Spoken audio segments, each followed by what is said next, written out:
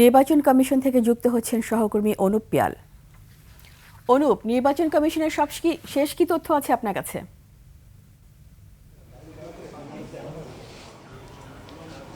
রিতা, ধন্যবাদ। এই মুহূর্তে নির্বাচন কমিশনে আজ ষষ্ঠতম দিনের শুনানির শেষ প্রান্তে কিন্তু বলা যায় বিকালের গড়িয়ে এখন প্রায় সন্ধ্যার দিকে 5টার সময় যে নির্বাচনী শুনানি সেটি কিন্তু আজকের মতো শেষ হবে। এবং এখন পর্যন্ত আমার কাছে যেই তথ্য আছে, ষষ্ঠ দিনে প্রায় 65টি আপিল শুনানি হয়েছে। এর মধ্যে মঞ্জুর হয়েছে 33টি, নামঞ্জুর হয়েছে 17টি, পেন্ডিং রয়েছে 14টি, একটি হচ্ছে অনুপস্থিত রয়েছে।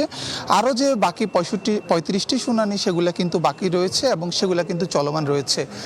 দুপুরবেলায় কিন্তু এখানে বিএনপির যে প্রতিনিধি দলের বৈঠক হয়েছে আমাদের নির্বাচন কমিশনের সাথে, তারা কিন্তু এখান থেকে বেরোয় একটি বিষয়ে আমাদের সাথে কথা বলেছেন যে পোস্টাল ব্যালটের যে বন্টন বা ব্যবস্থাপনা সেটা নিয়ে কিন্তু প্রশ্ন তুলেছেন এবং বলছেন যে এটার সঠিক যে ব্যবস্থাপনা সেটি হচ্ছে না। তার জন্য কিন্তু তারা ইসির কাছে অভিযোগ জানিয়েছেন এবং ইসির সাথে তারা কিন্তু আলোচনা করেছেন। এরপরে কিছু সময় কিন্তু আগে, অর্থাৎ বিকাল 5টার কিছু সময় আগেই হচ্ছে এখানে জামাত ইসলামের যেই দলের যে প্রতিনিধি দল তারা কিন্তু এখানে এসেছেন এবং কিছুক্ষণ আগেই তারা উপরে গিয়েছেন এবং আশা করছি যে ভিতরে হয়তো বা মিটিংটি চলমান রয়েছে।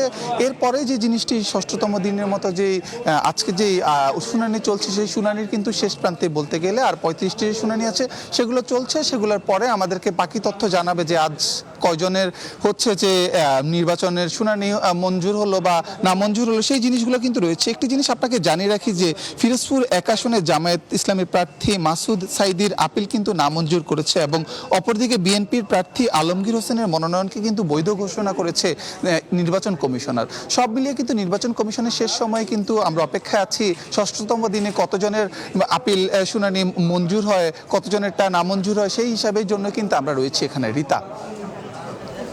অনুপ, আপনাকে অসংখ্য ধন্যবাদ।